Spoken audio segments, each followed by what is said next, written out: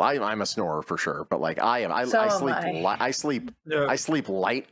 And if I hear a little bit, oh God, I can't sleep the whole freaking night. How do you sleep at night? Does your husband snore? I'm surprised you don't wake yourself up when you're snoring. I have occasionally. Sometimes like your body is trying to suffocate you. And then all of a sudden you just get jolted, you go. Yeah. My dad. It happens to all of us. Step off a ledge or something. In Oh my dream, God, have you had that? Or like you just died in your dream and you bolt up?